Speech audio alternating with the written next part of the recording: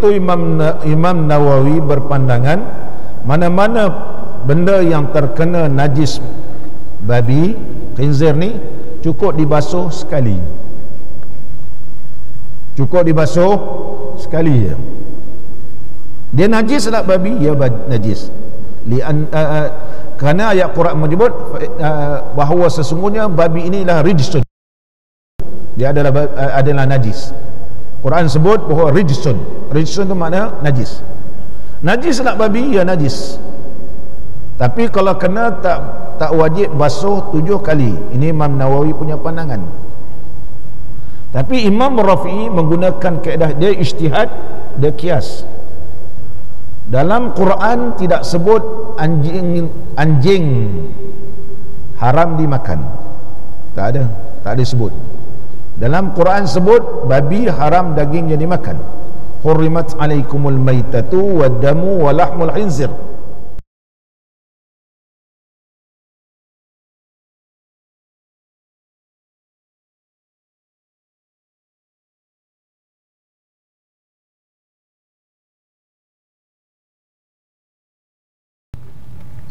Assalamualaikum warahmatullahi wabarakatuh. Alhamdulillahi rabbil alamin. Wassalatu wassalamu ala sayyidina wa nabiyyina wa habibina Muhammadin wa ala alihi wa ashabihi ajma'in. Rabbi shrah li sadri wa yassir li amri wahlul 'uqdatan min lisani yafqahu qawli. Allahumma iftah alaina futuhal 'arifin warzuqna fahman nabiyyin wa ilhamal malaikatil muqarrabin. Ya hayyu ya qayyum ya rabb Musa wa Harun wa Nuhin wa Ibrahima wa Muhammadin sallallahu alaihi wasallam. Akrimna bi jawdatil hifzi wal fahmi warzuqna al hikmata wa thabata az-zihni wal aqli wal hilmi wal ilmi wan najahi fid dunya wal akhirah bihaqqi sayyidina Muhammadin sallallahu alaihi wasallam ya rabbal alamin. Amma ba'd. Alhamdulillah, bersyukur kita kehadrat Allah Subhanahu wa taala kerana dapat kita sama-sama pada pagi ini meneruskan lagi pengajian kitab kita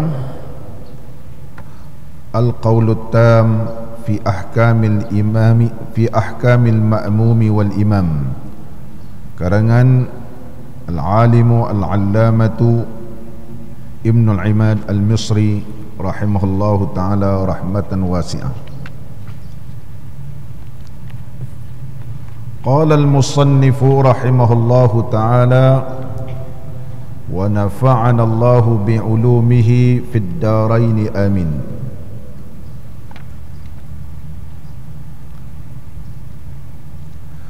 Makmum rukuk sebelum imam dan bangkit ia makmum daripada rukuk sebelum imam.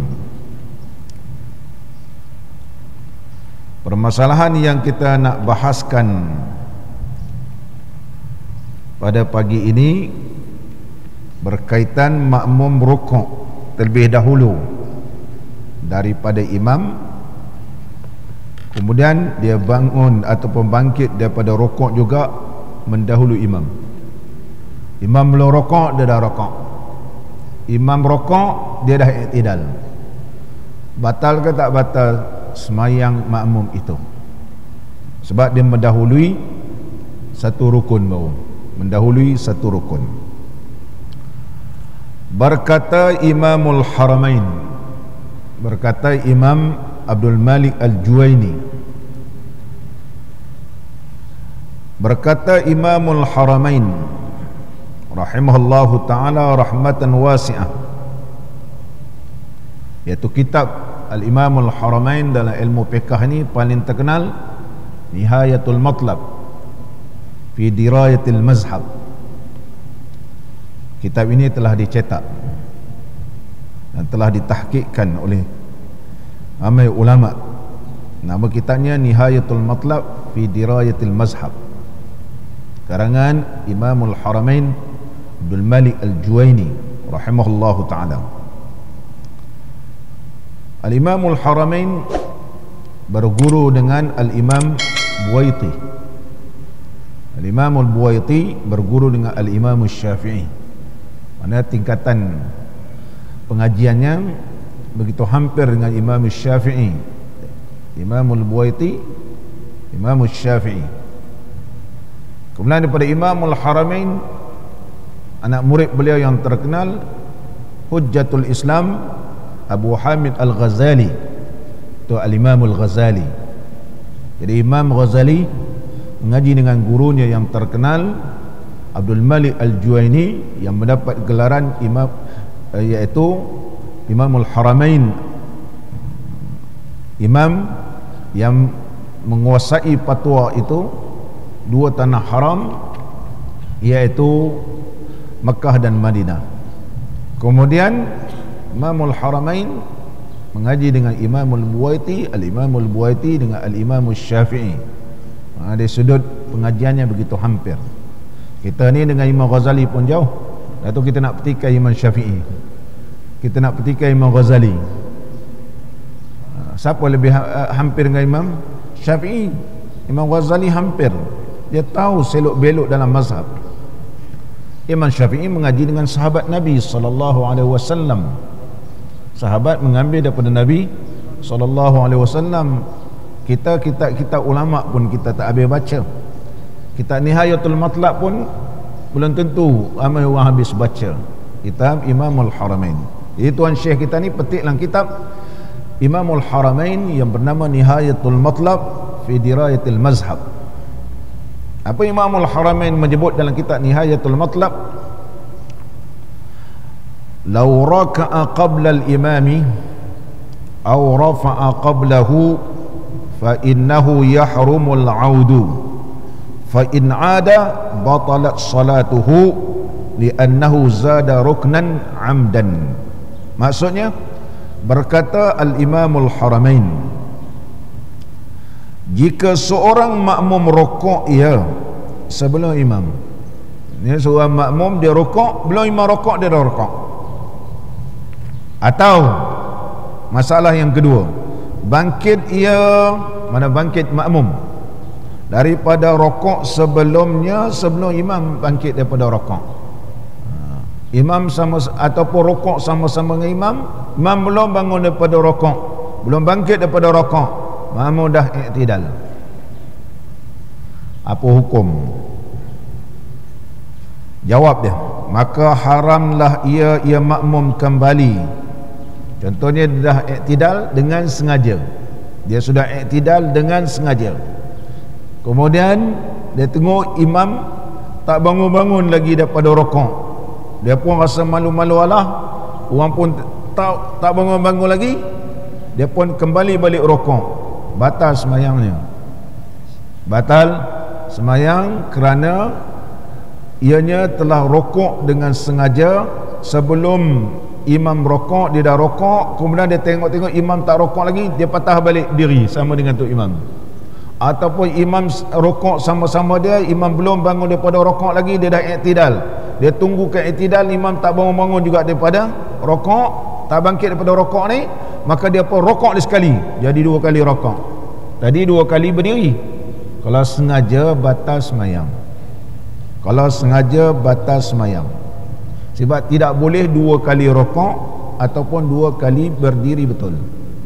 Tak boleh dua kali rokok dan atau berdiri dua kali, maka hukum batal. Dan jika ia makmum kembali juga, dua keadaan tadi, sama ada dia kembali balik berdiri ataupun dia kembali balik rokok, nescaya batallah semayangnya nyanyi makmum. Maka batal semayang makmum ni. Apa sebab batal? Ini mesti ada dalil dan hujah sebab apa batal. Kerana dalam kaedah usul fiqh, hukum ini berkisar, berlega, ada sebab atau tiada sebab. Al-hukmu yaduru ma'a illatin wujudan wa adama. Hukum ini dia berkitar ataupun berkisar, ada sebab ataupun tiada sebab. Tapi ini bukan haram zati ataupun wajib zati. Adapun haram zati, haram, dia tak perlu tanya sebab. Haram zati ni zat dia memang haram. Contohnya daging babi.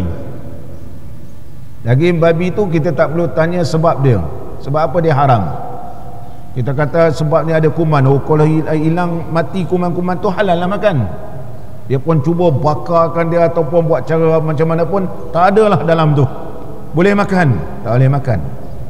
Dia sebab dia haram zati. Haram zati tak ada kena-mengena sebab atau tak ada sebab.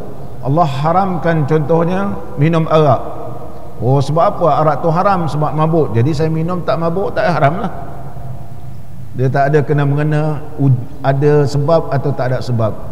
Haram berzina. Sebab apa haram zina? Nanti percampuran benih menyebabkan lahir. Dah tu kalau saya berzina, suka sama suka, kemudian tak ada mengandung, halal. Dah tak boleh, dia tak boleh illah dia begini-begini. Benda yang haram zati tidak ada illah, tak ada sebab-sebab.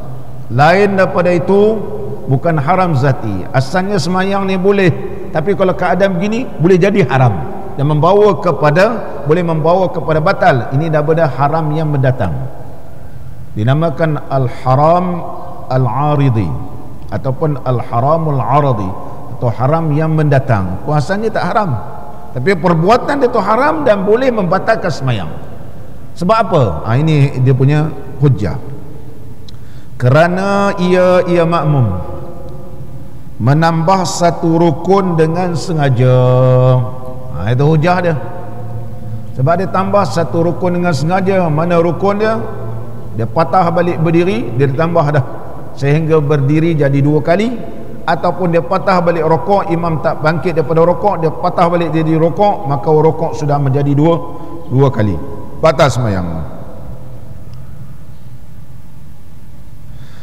Tapi kalau dia tidak sengaja, ini dengan sengaja, al-muta'ammid la yughfar. Kaedahnya orang yang sengaja tidak diberikan kemaafan. Al-muta'ammidu iaitu la yughfar. Orang yang sengaja tidak diberikan kemaafan. Tapi kalau dia bukan dengan sengaja ataupun tersalah dia terdengar imam rokok, macam surah Allahu Akbar, dia kata imam rokok, dia pun rokok. Dia tengok imam tak rokok lagi, orang lain semua tak rokok. Rupanya Allahu Akbar ni ada orang baru datang takbiratul ihram, dia pun rokok. Tak rokok. Boleh tak dia patah balik? Sebab dia bukan dengan sengaja. Sangkaan dia itu, dia sangka imam rokok tapi imam tak rokok, ataupun seumpamanya begitu, ataupun dia terlupa dan sebagainya. Apa hukumnya? Dia datangkan masalah.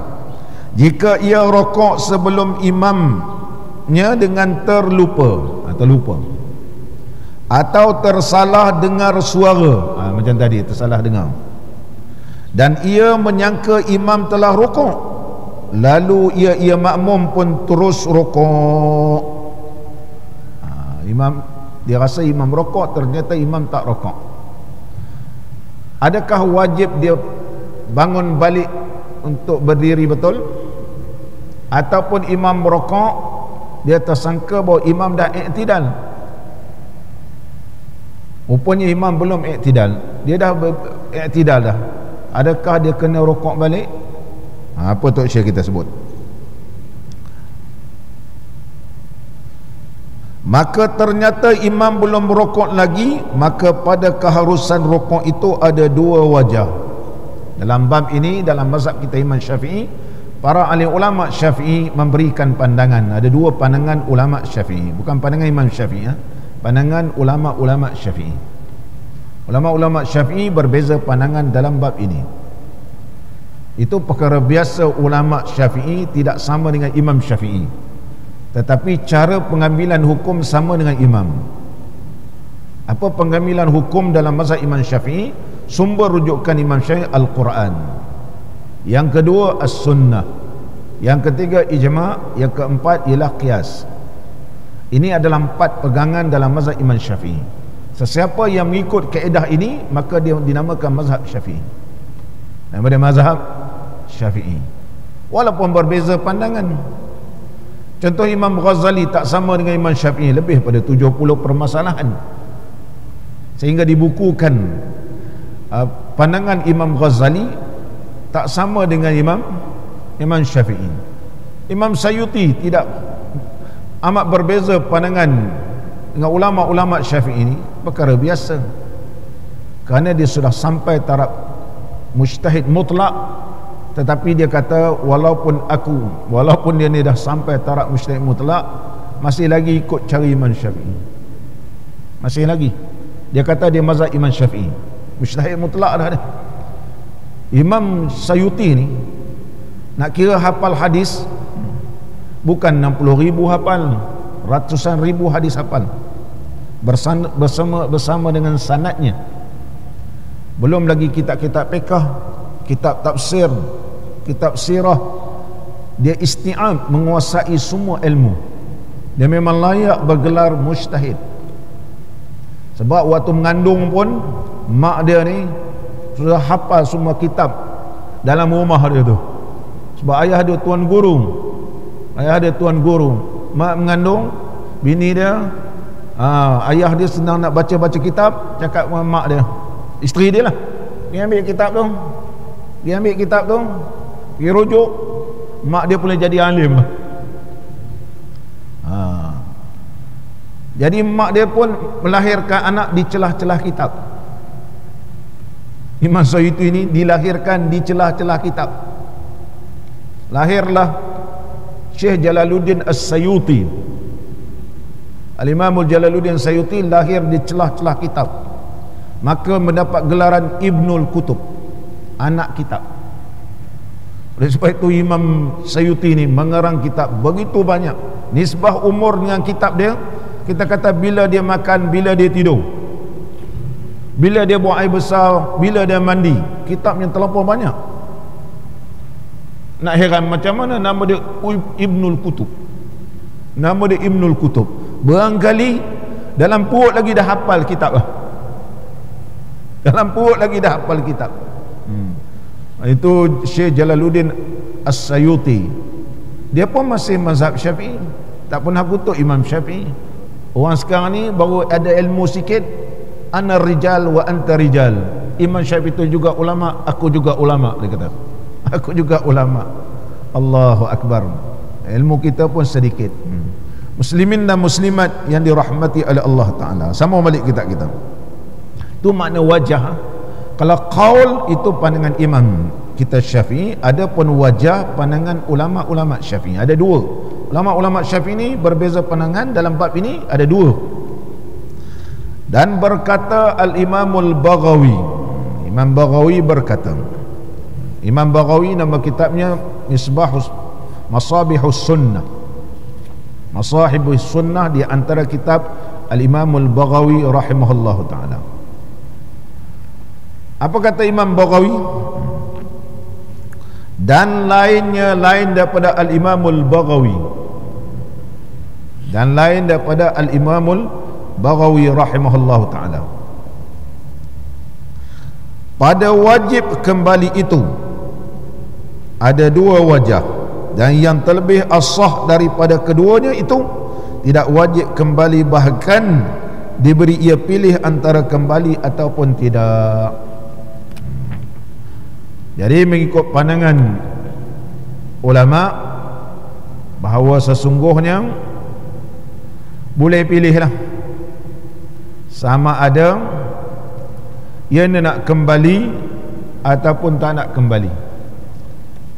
Hukumnya bukan wajib, tetapi hukumnya boleh dipilih, boleh diberikan pilihan, sama ada ia nak kembali balik i'tidal ataupun ianya tak mau balik i'tidal, ataupun kembali balik berdiri, ataupun dia tak mau berdiri, tak menjadi masalah. Tidak menjadi masalah, dia kata. Dua-dua boleh. Ini pandangan Al-Imam Al-Baghawi. Ini pandangan pertama. Ada pandangan yang kedua, wajib dia kembali balik. Dan berkata Al-Imam Ar-Rafi'i rahimahullah ta'ala, manakala Al-Imam Ar-Rafi'i rahimahullah ta'ala pada masalah qasad qiyam, ini lain. Ada pun pandangan yang kedua di kalangan mazhab kita Al-Imam Syafi'i, maka hukumnya adalah wajib ia kembali berdasarkan satu kaedah yang paling masyhur, la ibrata bizzanni al-bayyin khatu'uhu. Tidak diambil kira zon yang tersalah, zon yang tersalah. Contohnya kita kita sangka bahawa sesungguhnya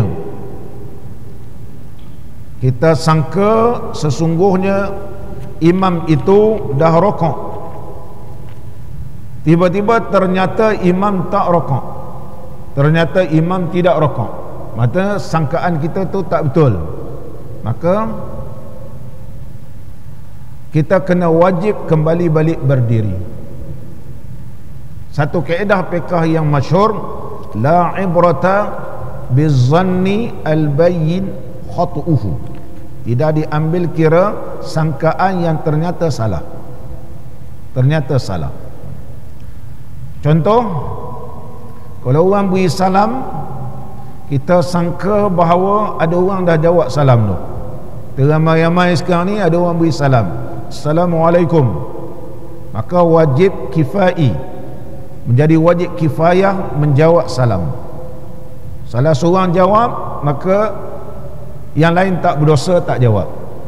Ternyata tak ada orang jawab, maka wajib ke atas dia jawab.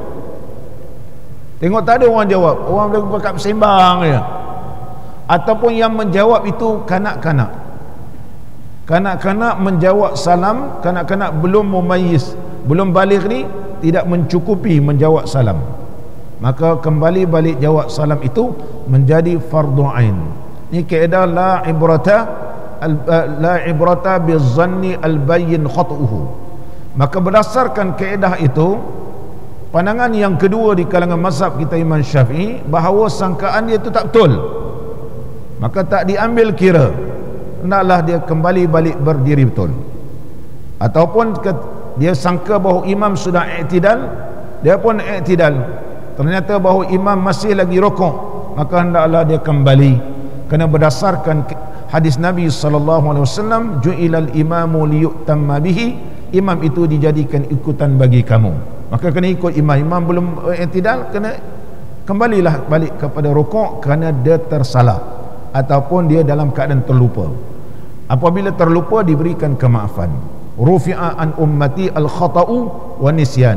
Nabi SAW bersabda, umat aku tidak dikirakan berdosa sekiranya ia tersalah ataupun terlupa. Muslimin dan muslimat yang dirahmati oleh Allah Ta'ala, sama balik kita dua-dua boleh lah. Kalau nak pakai pandangan yang kata dia terus juga dalam keadaan rukuk, tunggu imam waktu rukuk, ataupun dia lama sangat nak rukuk sedangkan imam belum habis lagi, panjang pula surah dibaca oleh imam tak rukuk. Kawan dah lama rukuk, tak rukuk lagi tu imam, dia pun nak patah balik berdiri. Hukum semayangnya adalah sah, sebab dia bukan dengan sengaja ataupun tersalah sangka. Dan berkata Al-Imam Ar-Rafi'i rahimahullahu ta'ala, Imam Rafi'i rahimahullahu ta'ala berkata, pada masalah qasad qiyam makmum sebelum imamnya, jalannya amat banyak,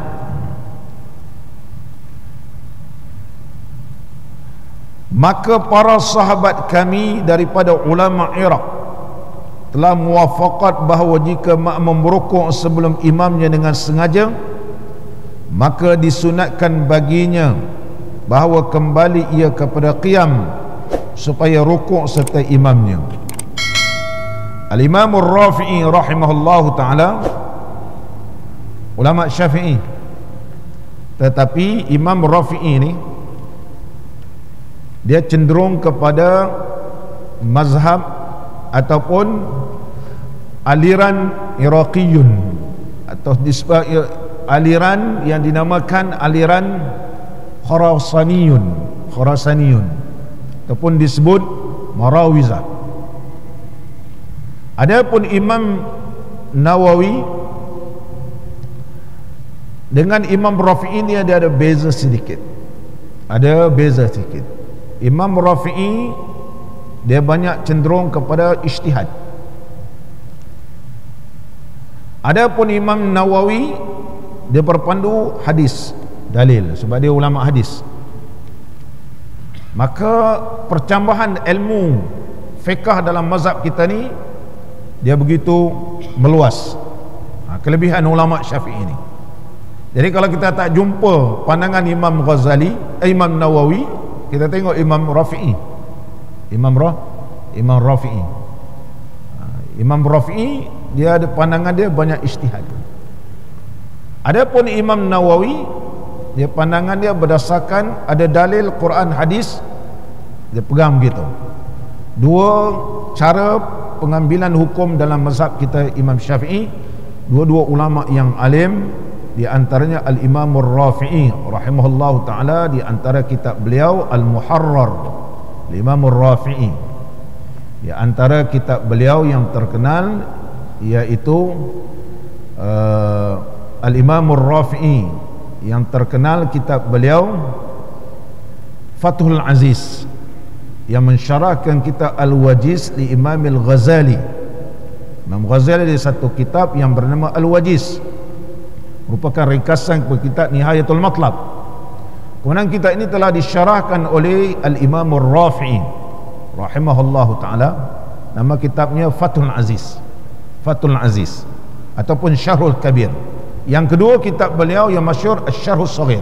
Ada Syarhul Kabir, dia berjilid-jilid. Kemudian ada lagi satu karangan iaitu Syarhus Shaghir li Imam Ar-Rafi'i rahimahullah ta'ala. Imam Rafi'i berkata, kalaulah makmum ini memang dia niat nak berdiri sebelum imam dia. Berkaitan dalam bab ini para alim ulama Syafi'i, terutama yang berada di Iraq, iaitu dinamakan mazhab Iraqiyun, mazhab Syafi'i tetapi aliran Iraqiyun, telah bermuafakat bahawa kalau makmum ini rukuk sebelum imam tapi dengan sengaja, sunat dia ni kembali balik berdiri. Tadi kita baca kalau dia rukuk dengan sengaja tak boleh kembali balik, kan?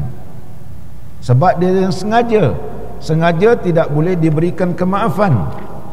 Tetapi berbeza Imam Rafi'i. Imam Rafi'i kata mengikut ulama-ulama Al-Iraqiyun bermazhab Syafi'i juga. Dia ada Iraqiyun, ada Khurasaniyun. Mazhab Syafi'i ini kita kena baca, mengaji banyak kitab dia. Ada orang kata Imam Syafi'i, dan Imam Syafi'i ini kita kena faham anak murid dia ramai. Ada yang pergi ke Iraq, ada yang pergi ke Mesir, daripada yang Mesir ada yang pergi ke Khurasaniyun. Sebelum kita kata mazhab Syafi'i tak ada, betul ke kita tahu mazhab Syafi'i tak ada? Mazhab Syafi'i ini tak ada. Sudah habis baca semua kitab ulama Syafi'i, surah baca kitab ulama-ulama Syafi'i yang beraliran dengan Khurasaniyun ataupun disebut Marawizah nama dia, Al-Imamul Marwazi. Adakah dah habis baca yang Iraqiyun ataupun yang ada di Mesir? Kitab yang ada pun tak habis baca. Kalau dalam kitab Malaysia ni, kitab Bughyatul Tullab pun tak habis baca. Belum baca Kashful Litham ada 2 jilid. Itu lagi banyak pembahasan dalam mazhab kita. Macam-macam benda yang tak ada yang lain kita boleh jumpa. Belum baca lagi kitab Furu' Masail. Itu baru Furu' Masail, belum kitab-kitab mazhab Imam Syafi'i yang lain. Jadi oleh sebab itu Ini pandangan kata tak boleh. Tapi Imam Rafi'i kata dilihat kepada pandangan ulama-ulama al-Iraqiyun ini, tapi mazhab Imam Syafi'i hukumnya sunat dia kembali, bukan wajib, bukan haram, tapi sunat dia kembali. Sunat dia kembali berdasarkan hadis Nabi sallallahu alaihi wasallam, ju'ilal imamu liyutamma bihi. Sunat dia kembali kepada qiyam supaya rukuk serta imam dia. Dia kata sunat dia kembali. Al-Imam Nawawi rahimahullahu taala beri pula pandangan. Imam Nawawi dengan Imam Rafi'i ini selalu tak sama. Imam Rafi'i contohnya dengan Imam Nawawi ni, kalau kita mengaji fiqh memang selalu tak sama. Selalu tak sama. Ada bab-bab tak sama.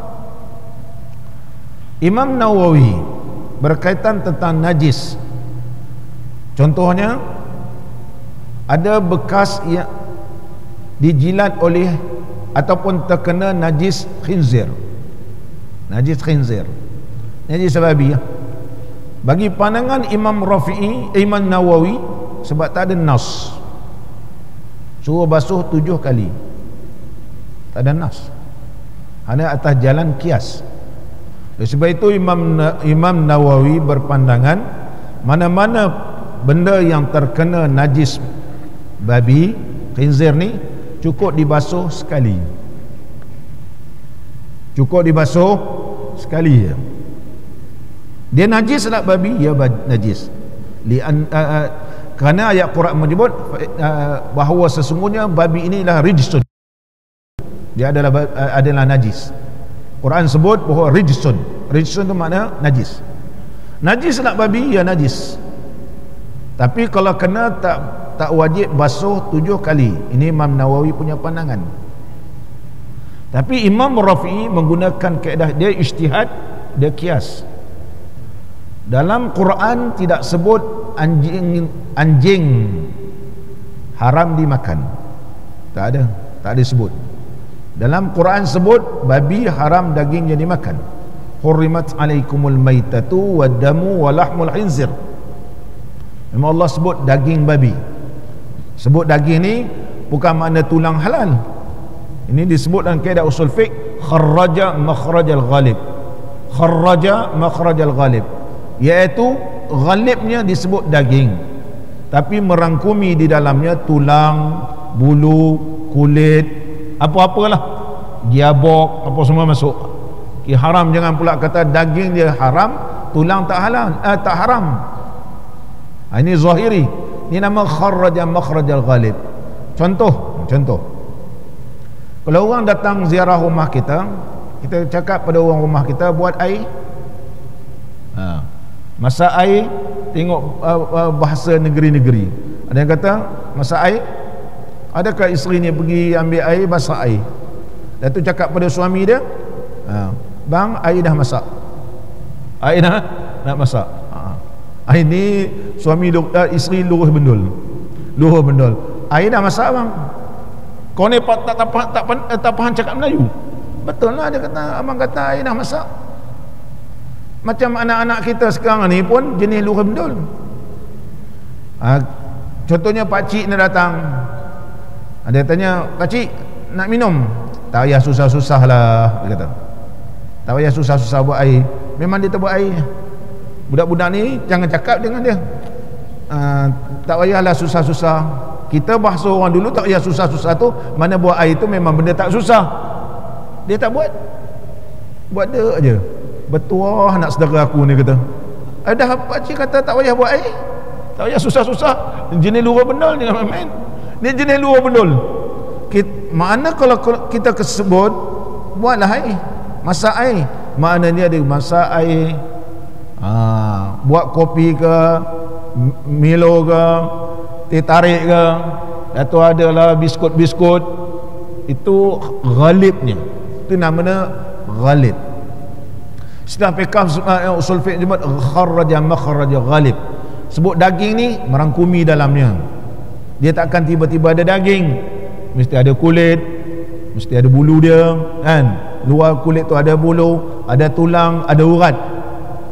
Ini kaedah bahasa Arab pun begitu. Bahasa Arab pun begitu.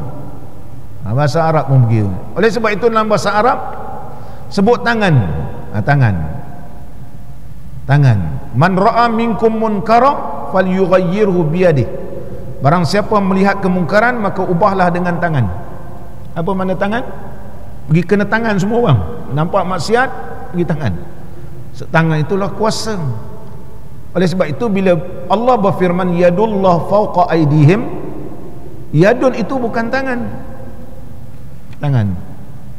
Siapa yang tak nak takwil ayat Quran, yadullah itu ialah tangan, pergi tanya dia ustaz, pergi tengok maksiat, pergi tanganlah orang tu. Sebab Nabi sallallahu alaihi wasallam menyebut barang siapa melihat kemungkaran maka ubahlah dengan tangan, pergi belasah dia. Dah kena panggil lah penguat kuasa. Penguat kuasa bukan tangan. Betul tak? Kita pergilah telefon polis, suruh polis ambil. Polis bukan tangan. Nampak ni? Ni golongan ini yang kata Wahabi yang tak mau takwil Quran ni, pergi tanya dia hadis tu apa maksud yadun. Nampak ni? Bahasa Arab sudah ma'ruf yadun ini, tangan ni mana memberi maksud kekuasaan. Kalau tidak, kalau kita nampak masak kena tangan semua. Belasah betul. Dengan tangan, jangan sepak dengan kaki. Sebab dalam hadis sebut dengan tangan, mesti dengan tangan. Kau jangan terajang berdosa kau. Sebab kata dengan tangan. Tangan betul. Jangan kau hentak pula dengan kepala. Tangan betul. Jangan kau ambil pula benda lain, kau ketuk dia. Tak boleh, sebab mesti dengan tangan. Faham? Apa tu? Maknanya orang yang kata tangan Allah, dia tak faham bahasa Arab. Tapi dia tak mau mengaku dia tak faham. Inilah nama jahil murakkab. Dahlah jahil, dia tak tahu pula dia tu jahil, jadi jahil murakkab. Dia jahil basit, kemudian jadi jahil murakkab. Muka. Muka. Tak nampak muka dia. Muka dia pun tak nampak, batang hidung lagi tak nampak. Adakah muka tu memang datang muka saja? Tak ada. Muka. Tuhan di muka pintu. Pintu tu muka. Kat mana tu? Dia di muka pintu. Muka ni juga, kan? Apa maksud? Ini kena faham bahasa. Karena bahasa Arab ni dia bahasa yang begitu indah. Begitu juga bahasa Melayu kita. Muslimin dan muslimat yang dirahmati oleh Allah. Sama balik Imam Rafi'i ni. Ni Imam Rafi'i petik daripada pandangan ulama-ulama Iraq, manakala Imam Nawawi berkata dalam syarah Muhazzab yang bernama Majmu', tapi tak sempat disempurnakan kitab Majmu' ni. Berkataku, nakalan ini yang dinakalkan oleh Imam Rafi'i daripada ulama Iraq ialah seperti mana yang disebut dalam kebanyakan kitab-kitab mereka itu kitab ulama-ulama Iraqiyun ni, dan telah dinaskan oleh Al-Imam Syafi'i atas pendapat ini di dalam kitab Al-Um. Ada Imam Syafi'i sebut dalam kitab Al-Um, dan telah memutuskan oleh Syekh Abu Hamid dan pengarang Muhazzab. Kerana perkara ini telah disebut oleh Al-Imam Abu Hamid dan Sahibut Tahzib, bukan Muhazzab, dan Sahibut Tahzib. Kalau Muhazzab Al-Imam Shirazi.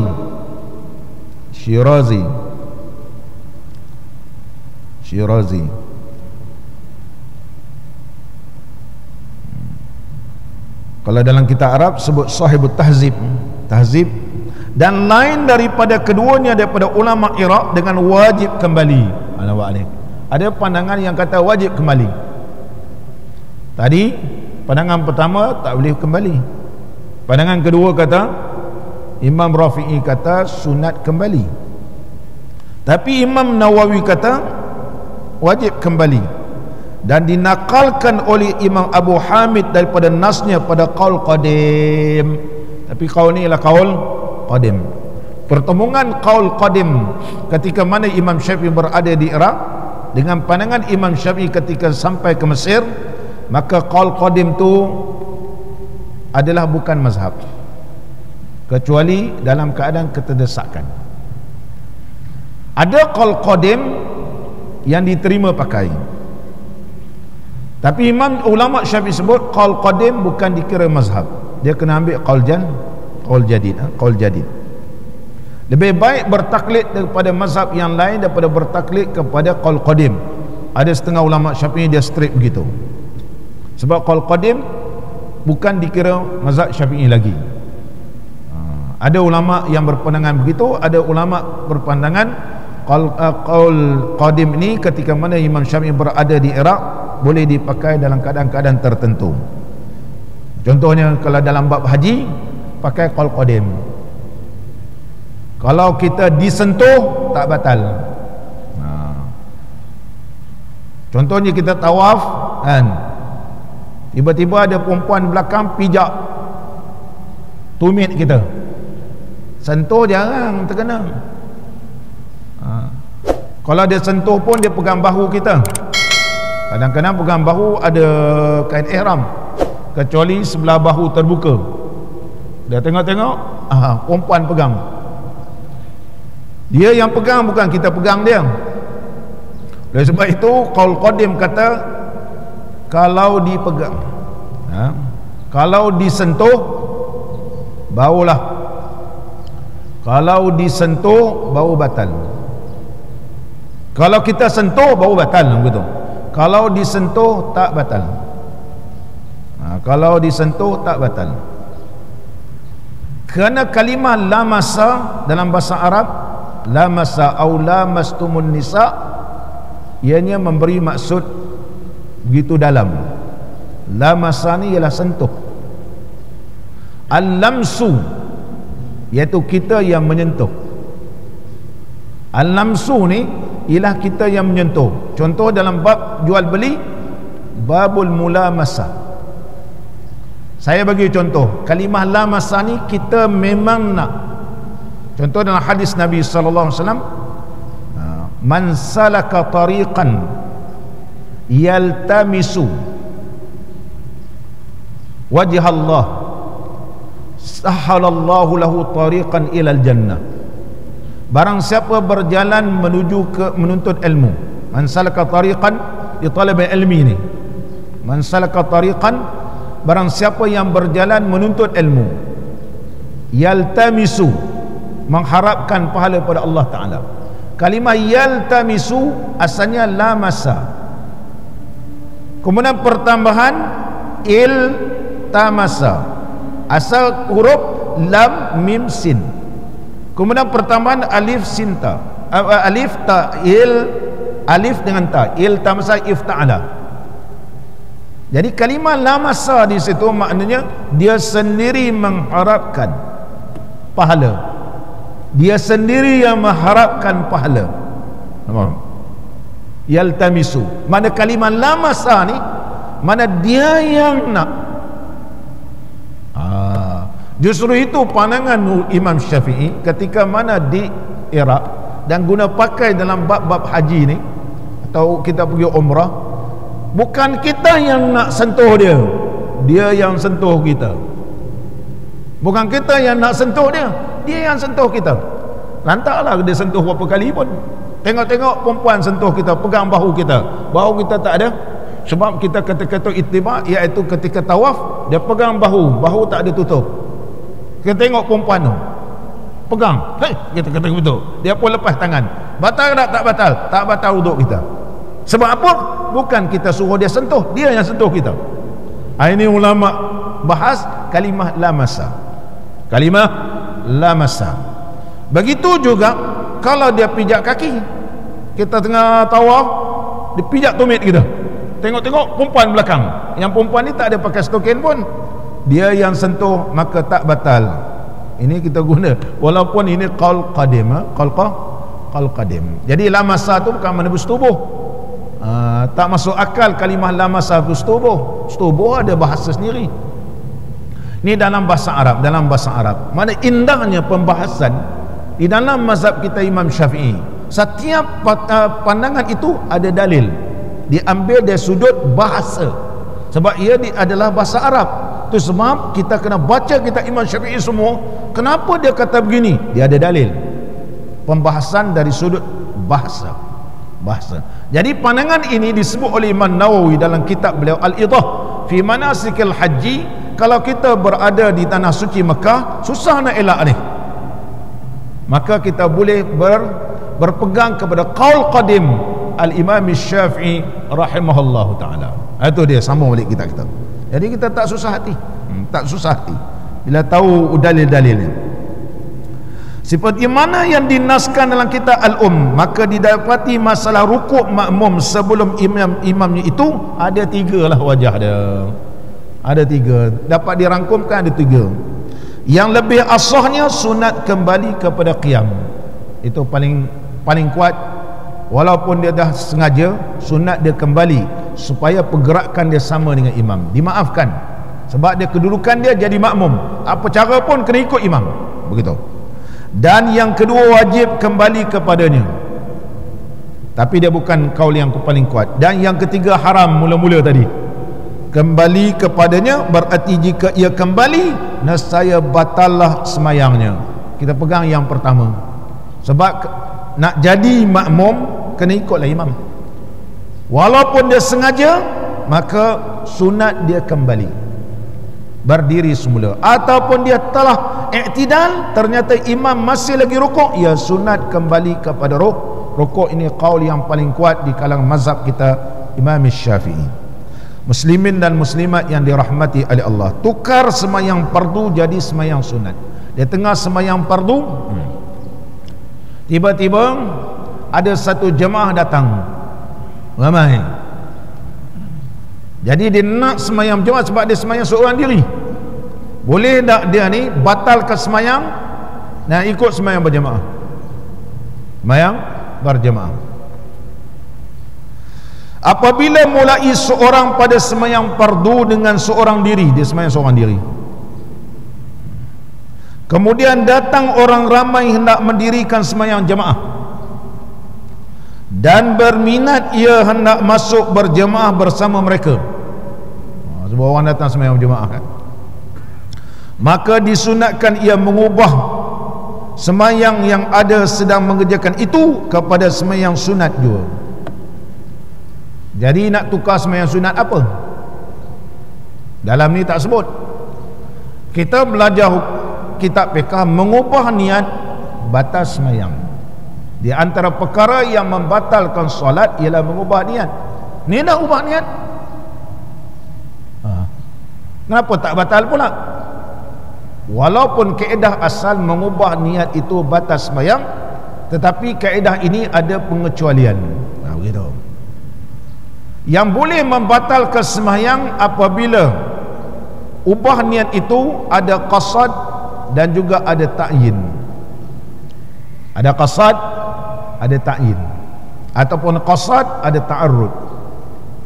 Tetapi kalau kembali kepada qasad sahaja,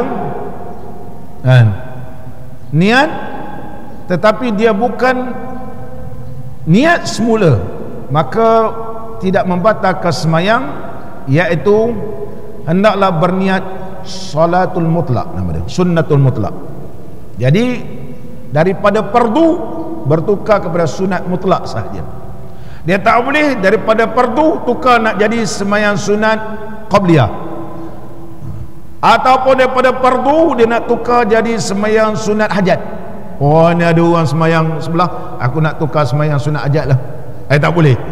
Dia kena boleh turun balik, bertukar kepada sunnatul mutlak. Usalli lillah, kalau kita usalli lillah, semayang kerana Allah, jadi sunat mutlak. Maka apabila dia kembali kepada qasad sahaja, hukum semayang dia tidak batal.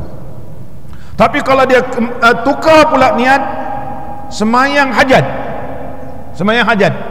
maka ada qasad, ada ta'yin, batal semayang, batal semayang. Oleh sebab itu nak tukar ni kena faham, tukar kepada mana, sunat apa dia? Hanya sunat mutlak, iaitu 2 rakaat sunat mutlak. Dan hendaklah ia memberi salam daripada 2 rakaat, dan masuklah ia berjemaah bersama mereka. Boleh. Dapatlah pada sunat, kemudian dia pergi semayang berjemaah, semayang berjemaah. Masalah ini telah dinaskan atasnya oleh Imam Syafi'i radhiyallahu anhu dan telah diittifaqkan oleh ulama, oleh para ashab dia dan ulama-ulama Syafi'i juga bersetuju selari dengan pandangan Imam Syafi'i berkaitan dengan hukum berjamaah ni.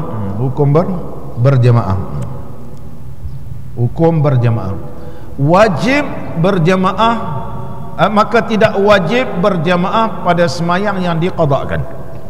Kalau semayang kita qadak, tak wajib kita berjamaah.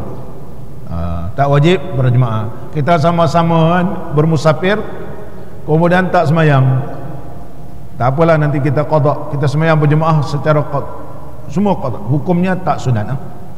Tak wajib, mana tak wajib, tak wajib berjamaah pada semayang yang diqadakkan. Tak wajib, mana tak wajib. Lakin tusannu, tetapi dia tak wajib berjamaah. Qadak tu wajib, tapi tidak wajib berjamaah. Tetapi sunat berjamaah pada semayang yang diqadak, di belakang yang diqadak mesti sama. Kalau nak qadak sama-sama, nak berjamaah biar dia sama. Contoh kazuhraini, dua-dua semayang zuhur, wal asraini, dua-dua semayang asar, dua-dua semayang asar. Berbeza qadak di belakang qadak tapi tak sama. Ni semayang zuhur, yang ini semayang asar. Ada ulama kata hukumnya khilaful aula, menyalahi yang terlebih baik, menyalahi terlebih baik. Kalau nak qada biar sama-sama, kalau sama geng-geng rakaat zuhur sama zuhur, itu disunatkan. Ini mazhab kita. Begitu juga makruh semayang, makruh orang semayang tunai di belakang semayang qada. Begitu juga orang yang semayang qada di belakang semayang tunai. Nanti ada dalam kitab kita, ada dalam kitab kita sikit lagi. Sambung balik kitab kita. Qala al-musannifu rahimahullah ta'ala. Dan jika takut ia makmum, ada ia seorang luput jamaah sekira-kiranya disempurnakan 2 rakaat. Kalau dia nak putuskan, dia nak berhenti ni, nak tukar kepada sembahyang sunat, menyebabkan dia ni terluput sembahyang berjamaah. Dia tengah sembahyang sekarang ni baru baca surah Fatihah, kalau nak teruskan 2 rakaat sunat mutlak, tak dapat sembahyang berjamaah ni. Boleh tak dia terus putus dan dia terus ikut jemaah. Tadi dia tengah-tengah sembahyang, barangkali dia tengah rakaat kedua, tiba-tiba dengar ada jemaah datang nak sembahyang berjemaah, dia terus tukar niat menjadi sunat mutlak, 2 rakaat dia beri salam. Yang ini dah baru sembahyang, tiba-tiba ada jemaah, kalau dia nak sembahyang 2 rakaat terlepas dia sembahyang berjemaah ni, macam mana nak buat? Jika takut ia luput jamaah sekiranya disempurnakan 2 rakaat, maka disunatkan ia memutuskan sembahyang dia, terus putus dan terus masuk berjemaah. Dia terus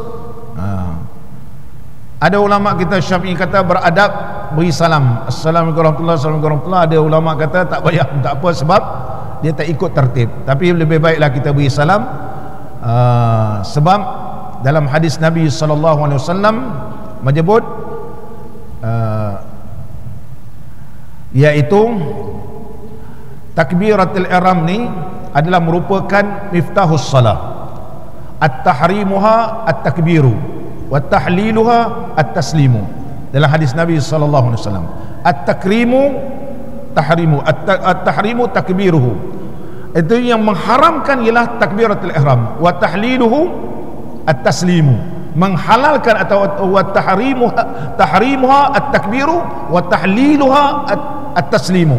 Mengharamkan ialah takbiratul ihram. Bila kita takbiratul ihram tak boleh bercakap, dah takbiratul ihram tak boleh makan, tak boleh minum, tak boleh berjalan, apa semua ni. Sebab apa tak boleh? Sebab takbiratul ihram. Untuk menghalalkan ialah beri salam. Maka umum hadis Nabi sallallahu alaihi wasallam itu ulama Syafi'i ambil sumber hukum, walaupun kita tak ikut habis, tetapi untuk menghalalkan bahawa kita nak keluar terus semayang, Assalamualaikum warahmatullahi, Assalamualaikum warahmatullahi. Sebab hadis itu umum, tahrimuha takbiru wa tahliluha at-taslimu, maka kita memberi salam Assalamualaikum warahmatullahi, Assalamualaikum warahmatullahi, bawa terus. Jadi ulama Syafi'i ada dalil, ulama Syafi'i ada dalil. Sama balik kita. Tetapi jika ia tidak memberi salam dan tidak juga memutuskan semayang, bahkan ia terus berniat masuk berjemaah, ini satu hal pula. Dia transfer niat. Dia transfer niat. Daripada semayang seorang diri, dia pun tukar transfer niat. Ini panjang pembahasan, insya-Allah kita sambung akan datang. Boleh pula transfer niat ataupun divert terus. Ini pelik muslimin dan muslimat yang dirahmati oleh Allah. Di sini ada harapan Masjid Al-Azim ni, kita PA system ni sampai sekarang tak cukup lagi kita nak kumpul. Maka kepada para jamaah sekalian, sama ada melalui FB dan sebagainya, bolehlah memberi sumbangan. Sebab ini wakaf. Wakaf ni kita ni Allah beri. Ada orang badan sihat, dia bolehlah semayang banyak, tapi walaupun sihat, sibuk dah. Kalau orang ni bekerja siang malam, dia kerja siang sibuk, malam dah letih. Kalau pergi kerja pagi sampailah pukul 5 sibuk, amalan kita tak cukup. Tapi Allah bagi gaji banyak, duit banyak. Jadi untuk menambahkan pahala yang kekurangan pahala kita ni, Allah bagikan rezeki banyak, suruh kita berwakaf. Dengan wakaf itulah pahala mengalir. Ini PS system kalau baik, orang mengaji pun bagus. Kakak-kakak kalau mengaji tak payahlah pergi lari keluar baru dengar. Kakak suka duduk luar, ustaz. Kenapa? Patutlah nampak orang bangun je. Perempuan ni dalam tak apa dengar, dia kata luar lagi jelas. Jadi kalau PS system kita baik dan orang-orang yang mengaji melalui FB pun dapat suara yang jelas mengalir. Kita mengaji ni bukan orang Melaka je dengar. Semalam ada 2-3 orang dia kata dia nak minta masuk grup, jauh-jauh pula tu, bukan dekat Semenanjung, luar daripada Semenanjung, cari macam mana boleh tahu Ustaz Syukri ni. Dia kata dia cari Ustaz Syukri, keluar ada pula nombor saya. Kacau. Saya mula-mula tak layan juga, kerana saya buat bertubi-tubi. Yang mananya pengajian kita ni sudah merata. Kalau kita Allah berikan dapat sikit, seorang sikit pun, insya-Allah kita dapat PA sistem yang terbaik. Nak kata macam exactly macam Masjidil Haram tak adalah, tapi tempias tu lebih kurang lah. Tempias tu lebih kurang. Mudah-mudahan kalau lagi cepat dapat, maka kita cepat melaksanakan dan membeli PA sistem yang terbaik untuk Masjid Al-Azim. Kita wakaf, pahalanya mengalir, dapat menampung kekurangan ibadat kita yang kita tak dapat ibadat sebelum ini. Mudah-mudahan Allah memberkati pertemuan kita dan digolongkan kita semua di kalangan hamba-hamba Allah yang bertakwa kepadanya. Allahumma salli ala Muhammad, ya Rabbi salli alaihi wa sallim. Allahumma salli ala Muhammad, ya Rabbi salli alaihi wa sallim. In qila zurtum bima raja'tum, ya akramal khalqi ma naqulu. Allahumma salli ala Muhammad, ya Rabbi salli alaihi wa sallim.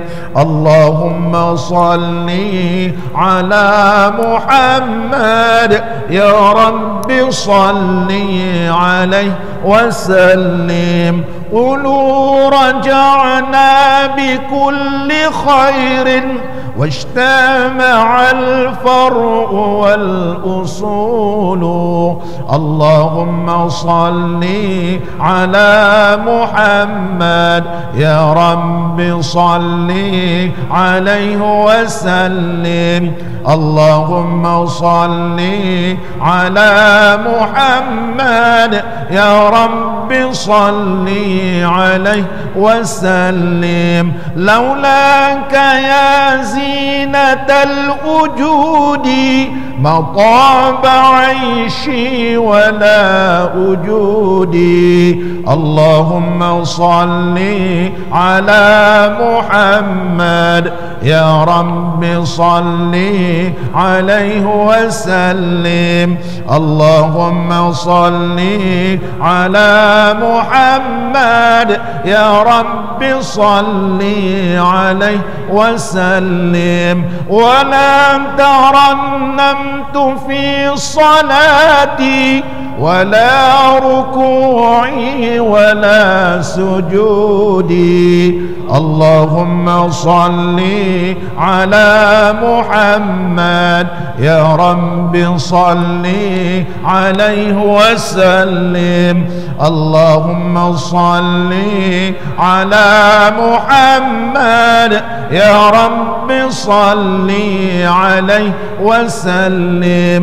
أيا ليالي الرضا علينا عودي ليخضر منك عودي. اللهم صل على محمد عليه وسلم. اللهم صل على محمد يا رب صل عليه وسلم. أدي علينا بكل خير بالمصطفى طيب الجدود. اللهم صل على محمد يا رب صل عليه وسلم. اللهم صل على محمد يا رب صل عليه وسلم. بالله صلني فداك روحي زبد من الحجر والصدود. اللهم صل على محمد يا رب صل عليه وسلم. اللهم صل على محمد يا رب صل عليه وسلم. أنا الذي همت في هواكم يوما أراكم يكون عيدي. اللهم صل على محمد يا رب صل عليه وسلم. اللهم صل على محمد يا رب صل عليه وسلم. ثم الصلاة على نبينا وآله الركع السجود. اللهم صل على محمد يا رب صل عليه وسلم. اللهم صل على محمد يا رب صل عليه وسلم. بسم الله الرحمن الرحيم. الحمد لله رب العالمين حمدا يوافي نعمه ويكافئ مزيده. يا ربنا لك الحمد كما ينبغي لجلال وجهك الكريم وعظيم سلطانك. اللهم صل على سيدنا محمد صلاة تبلغنا بها العمرة وحج بيتك الحرام وزيارة حبيبك ونبيك سيدنا محمد عليه أفضل الصلاة والتسليم في صحة وعافية وسلامة ولطف وبلوغ المرام. اللهم لا تمتنا حتى نرى باب السلام ونصلي خلف المقام إبراهيم عليه السلام ونشرب ماء الزمزم في مسجد الحرام ونزور حبيبك ونبيك سيدنا محمدا صلى الله عليه وسلم بيسر ولطف وبلوغ المرام. اللهم يسر لنا أمورنا، اللهم يسر لنا أمورنا، اللهم يسر لنا أمورنا من راحة لقلوبنا وأبداننا والسلامة في ديننا ودنيانا.